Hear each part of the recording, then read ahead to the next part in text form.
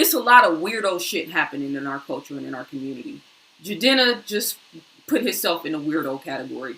You know what I'm saying? And I still think he's dope. But that type of shit is unnecessary. I cannot reiterate enough. There's a difference between a queen and a concubine.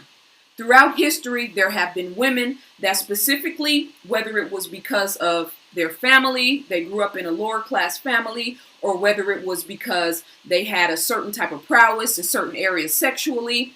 It's different now because we don't have monarchies, we don't have kingdoms. So now, whereas at one time women had to do certain things in order to keep themselves from having to live in pure poverty or be subject to all of the madness of the society, now women are actually choosing to be concubines, choosing this weirdo shit, choosing this whole frequency, and it's affecting the way men and women interact with one another.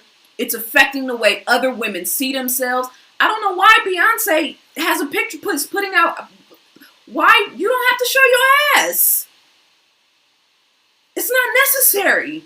You are at the top of the pyramid in your particular field. And there's even a caveat for Beyonce, because she's selling products. Sex sells. Okay. She's selling a product. She made a connection. She made a business deal. She's using sex to promote Adidas and Blue Ivy, which she named after her daughter, which kind of is why it's weird to me. But, okay, that's a business move. You got women now that are just coming online purely for the attention, purely for the sake of it, purely for the conversation piece, promoting sex and leading. I don't understand. I don't understand.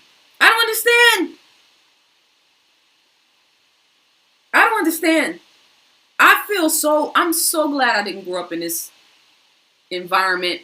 And I'm so glad that I got to see a world with social media. And I'm so glad that my confidence, that my self-esteem, that my self-worth does not revolve around or is not predicated on what men think about me, what men think about my body, what females think about my sexuality. None of that shit. You cannot tell me. And I saw the video that she did where she was talking about, oh, I am me and this is me. And you don't have the common decency to understand that you are in a public environment where there's children. And I saw people saying, well, if there weren't any children in there would be a problem. Yes, there would. I don't go to basketball games to see that type of shit. And a lot of y'all are hypocrites because if it wasn't her, if it was Tiana Taylor, a lot of y'all will be bigging that up. She doing that same type of weirdo shit on social media and in her shows all the time. And again, she handling her business, she getting her money, but like when it comes to the way we portray ourselves online and the impact that it's having on the culture, I don't know. We're in a free-for-all right now. We're in a free-for-all, and nobody really says anything until it becomes their daughter or until it becomes their niece or until it becomes somebody that's close to them. Then it's a problem. Everything in our culture is about sex right now.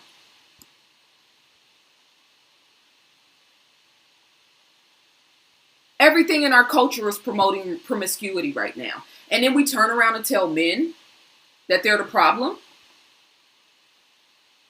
And yeah, some of them are. A lot of them are. Y'all follow a lot of them.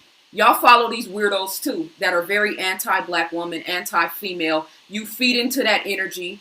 And then you turn around and look at Lizzo like she's a problem. So she's going to, I can guarantee you, all of the anti-black woman, all your favorite anti-black woman conscious champion is getting a major kick out of this type of shit. See, this is what black women are. See, this is how they represent the culture. See, this is the problem. This is what's wrong with our children. This is what's wrong with our community. So it's just a lot of loud shit happening all around us, and there's absolutely nothing that's moving the ball forward because we don't have enough black women that are coming to the table and letting these girls and these young women know that ain't it. This is weirdo shit. It's corny. It's game goofy. It does not make sense in any type of way. And for you young women, the best thing you can do right now if you're trying to build a social media platform, going to school, whatever it is that is your niche or your thing, be authentic. Be different. Don't criticize Lizzo. Just love her. Remind her she is a queen, and to pull her coat and love black people. We are experts on love. We can do this. Stop blaming. Let's fix this shit. With all due respect, my beloved, pulling her coat is criticizing her. I haven't disrespected her in any type of way. I haven't said anything mean spirit to her. Except this is some weirdo shit. Because it is. She's 31. She's not 18. She can handle that. And she's putting herself out here. Out into this world. In a way that she is attracting a lot of negativity to her. That's what's so funny about all of this. How dare you put yourself out here for extreme criticism, you know what it's gonna bring, and then turn around and turn the agenda back on other people for fat shaming or for slut shaming. We need criticism in our communities. That's part of love. We need discipline in our communities. That's part of love. We need guidelines and rules in place so that we don't get misled like we're being misled. That's love. I don't know what to...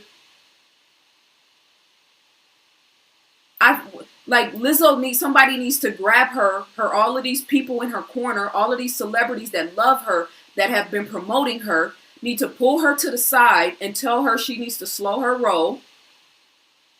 She needs help, clearly. And then they need to go online and make a public statement because you promoted her. You told the world that her music was fire, that she was the bomb, that she represented confidence, that she represented black girl magic. So everybody that's promoting that needs to publicly let our daughters and the women that are watching this shit know that this is unacceptable.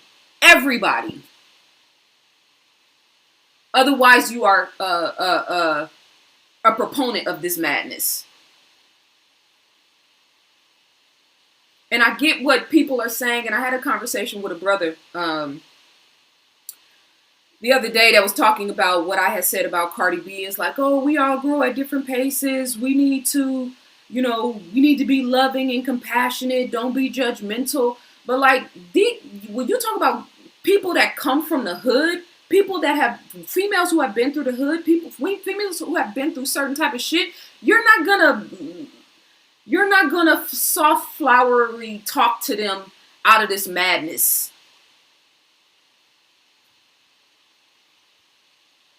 She's very excited over newfound fame. She lost it for a minute. Sometimes us people for color forget we are strong and beautiful. Yes, it's a pain in the ass to remind folks who we are, but we have to.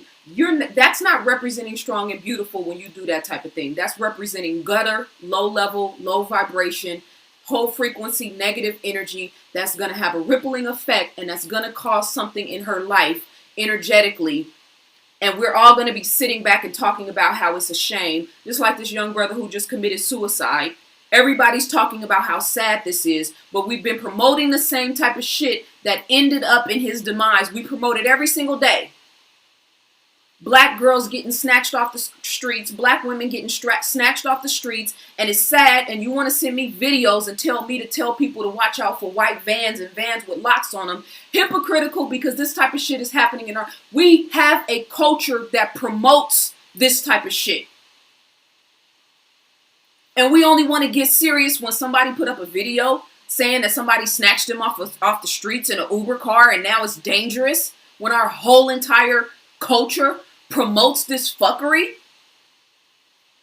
Come on, man. I hold black women too high of a standard. I have too much respect for us to keep doing this kid gloves thing. We got to stop it. We have to learn how to put ourselves first.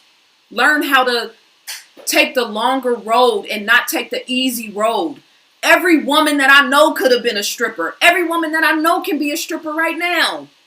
Every woman that I know can decide to go on a track and sell her body.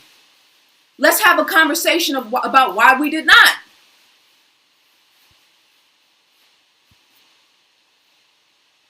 The dangers that come with that shit. The reality of that world. I'm not trying to tear Lizzo down. This ain't even about her. She's not going to watch this video. This is for these young girls that are watching this, that are trying to find their way, that are trying to figure it out. And I'm not just talking about 15, 16, 17, 18. There's a lot of 25-year-old and 30-year-old and 35-year-old and 40-year-old lost women that have no idea who they are, that have no idea the power that they have as women with their mind and their spiritual faculty. That's my message. And if you want to be respected, that's not the way to go.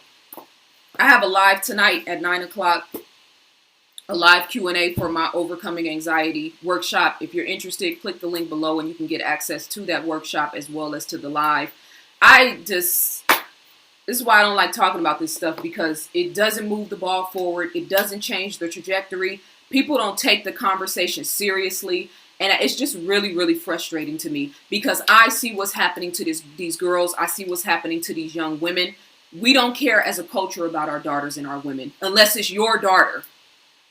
That's when it's important. But looking at the trajectory of our culture and our history, 5 years from now, 10 years from now, they're going to be pointing the finger and saying, you guys didn't stand up for us. You didn't look out for us. It's like me going online and putting up a video in East Oakland and showing dudes on the block selling drugs or breaking in people's houses, violating people. And I'm saying, well, this is the culture. This is what we had to do in order to get on.